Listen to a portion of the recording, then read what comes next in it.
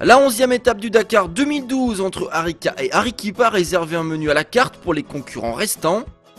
Pour cette première arrivée péruvienne, du hors-piste et du fèche-fèche pour tout le monde, mais une longueur de spéciale différente pour moto et auto, 534 km pour les 2 roues et 478 pour les 4 roues. Chez les motards, le début de spécial est synonyme de jardinage. Johan Barret-Dabort, Cyril Després, Marc Coma qui font la même petite erreur de navigation au niveau du kilomètre 40. Mais au final, pas de soucis pour les 3 cadors, ils repartent sur la bonne piste. Arrive la fin de la première zone chronométrée et pour une fois, pas de trace de Després ou Coma en tête. C'est un autre Ibérique qui mène la barque. Gérard Fares-Gway de chez KTM.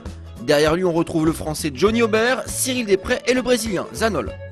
Mais Cyril Després remet ensuite les pendules à l'heure, le français passe en tête à tous les autres points de contrôle. À ses bases qu'on retrouve les outsiders du début de spécial, Gérard Fares-Gway et Johnny Aubert, les deux hommes qui confirment leur bonne performance affichée précédemment. Coma lui est en embuscade à environ 2 minutes de Després. Et à l'arrivée, fort d'une fin de spécial menée de main de maître, c'est Cyril Després qui s'impose au Pérou. Marc Coma termine finalement 3ème aujourd'hui à 2 minutes 01 du français. Ce qui permet à Després de prendre un peu d'air au classement général. Il est toujours leader avec 2 minutes 22 d'avance sur l'Espagnol.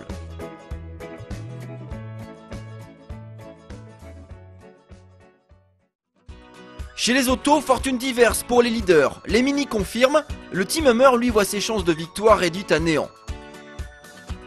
Pourtant c'est bien Robbie Gordon qui franchit en leader le 3ème point de contrôle. Au volant de son Hummer, il cumule un temps de 1h, 31 minutes et 37 secondes. Stéphane Peterhansel et Nani Roma sont respectivement à 2 minutes 52 et 4 minutes 20 de l'américain.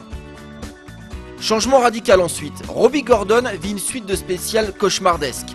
Il reste stoppé plus d'1 heure au kilomètre 199, ses chances de victoire sont maintenant nulles. Ce sont les Mini qui font maintenant le show, et plus particulièrement Stéphane Peterhansel et Nani Roma. Au volant de leur countryman, les deux compères s'échangent coup pour coup jusqu'à l'arrivée. Et avantage au final à l'expérience du français.